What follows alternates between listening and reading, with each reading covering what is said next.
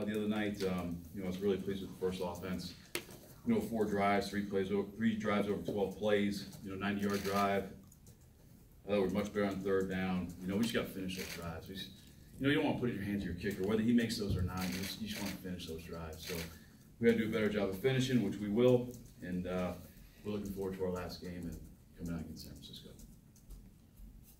What do you think were the issues in not getting those finished? We got into a couple third and long situations. I would have loved to have seen Kirk go right now the inside fake to Digsy, right now. But he was, sitting on the key. We had a mental error on the play, unfortunately, on the outside. That kind of threw off the timing of the play a little bit, but we'll get better. Have you ever had a quarterback keep a list of plays that he wish he had back on the sideline? On the sideline? No, I have not. So, it's good to hear that obviously he cares as much as he does. And, it's not, things like that happen in the preseason because, you're not in full game plan mode, okay? So, you don't explain to the quarterbacks a lot of times the purpose of the play and why we're running it and the exact looks because you're not in game plan mode. We weren't in full game plan mode against Seattle the other night. We spent a little bit more time than we did in the first 2 games. But, when you get to the regular season, there's a purpose and a teaching point behind why you're running on every single play you have on your call sheet. So I think those things have a tendency to get cleaned up as you go along here later in the season. What do you like about what you've seen out of Kyle Sloter in the preseason, especially his knack to lead comebacks 2 or 3 games? He's did a good job. I'll tell you, he's improved greatly since we first got here, or since I first got here. He's been here, obviously. I just think you see a guy that up until now hadn't had a lot of experience playing the quarterback position. So we're very happy. Kevin Stefanski's done a great job with him, and it's really nice to see him come in and give us a spark and complete footballs and run around and make plays and extend plays. And I think that's a big part of his game. And he did a really nice job doing that. Are you pleased with the way that Mike Boone, sort of took advantage of his opportunity with a couple running backs out as he tries to get that 3rd job? Absolutely, Mike's done a great job since we've been here. And then, we had a lot of guys down this spring. People forget we were down a couple running backs this spring, and Mike and Latavius handled the majority of the load during OTAs, and obviously, a lot of the load here, obviously during training camp as well in preseason. So I think Mike grew up pretty quick because he had all that experience and all those extra reps in OTAs, and he's taking advantage of those. Do you think his background as a wide receiver, helps him in your offense where he'd be relied upon to catch the ball out of the backfield? There's no doubt. There's no doubt. I mean, he has really, really good hands, and our big thing on our offense is the more you can do. And we like moving guys around to do certain things, and the more jobs you can do, I think the more valuable you are, not only our offense, but to any offense in the NFL. And because obviously there's not a lot of guys on the team each week in terms of numbers. So the more jobs you can do, the more valuable you become. What have you learned in the last 24 hours about Brett Jones, and what role do you think he can play? I watched Brett a little bit on tape. Didn't know much about him until this trade happened. So I went back and watched, some of the Giants tape, and he's obviously a guy that started a lot of football games and played well. So, we're just looking forward to him coming in and acclimating himself as quickly as possible, and just beefing up that depth on the offensive line. Will he play Thursday? I don't know. I don't know that. I'm going to talk to Coach about that. And how do you envision working him in, at least at the start here?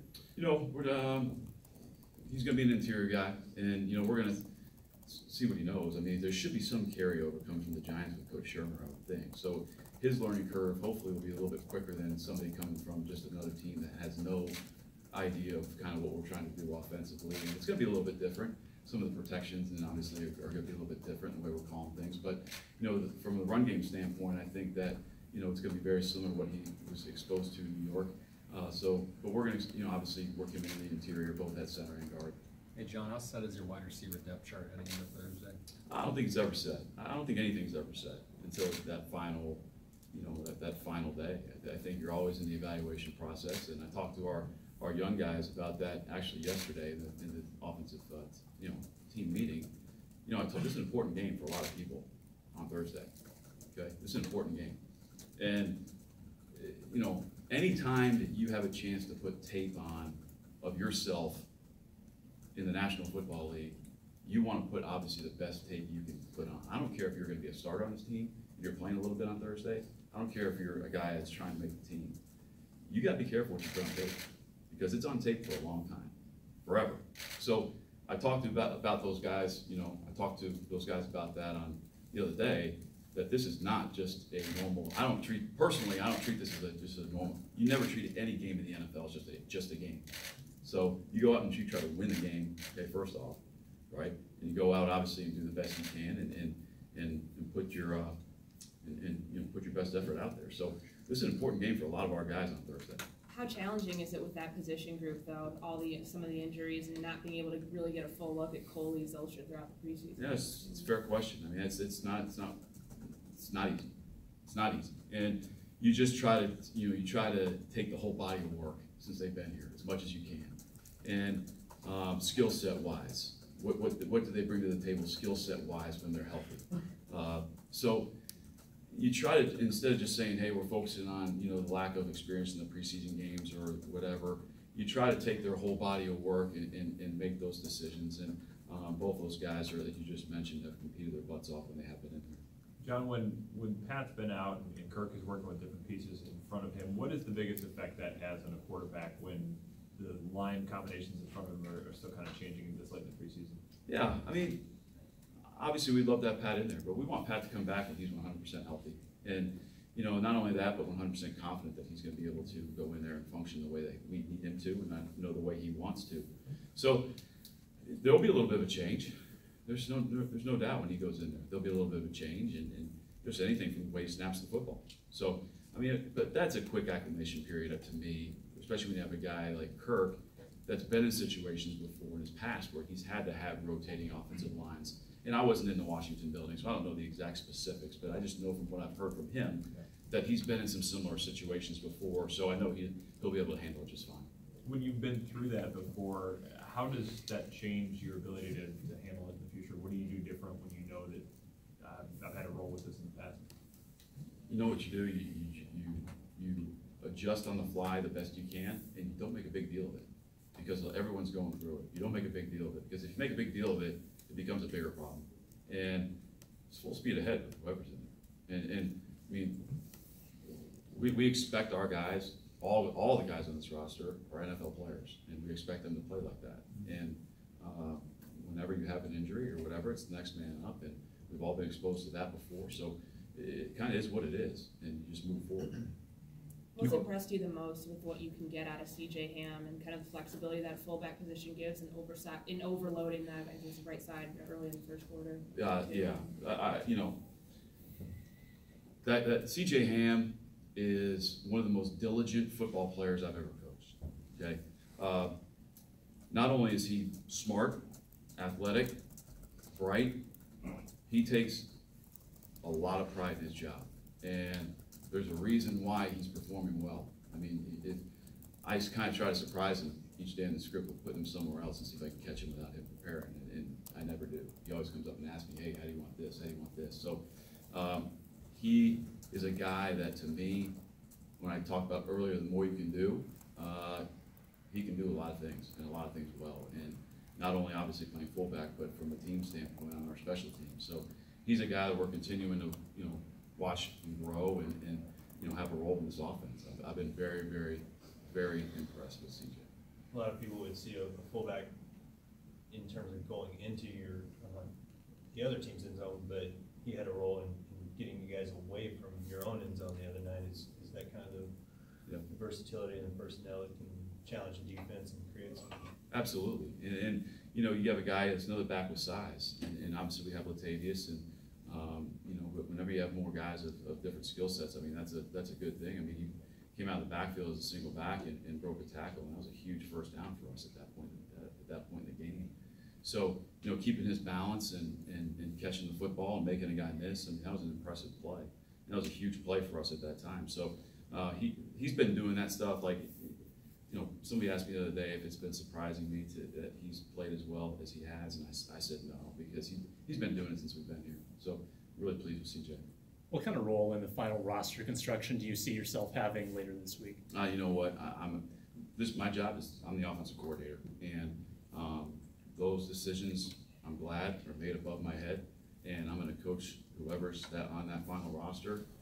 They're gonna be coached hard, they're gonna know what they're doing, and we're gonna put them in the best chance to have success. Do the coaches, though, kind of fight for extra spots at their positions? I mean, you might ask for an extra wide receiver or anything like that. Is that common during the final Well, roster? yeah, I mean, there's always dialogue. There's always dialogue between, with Rick's group and Coach Sim and the assistants, and that's one of the really cool things about the Vikings is how much open dialogue there is between the personnel department and the coaches, and because it's not like that everywhere in the NFL, especially some of the places I've been. So that's really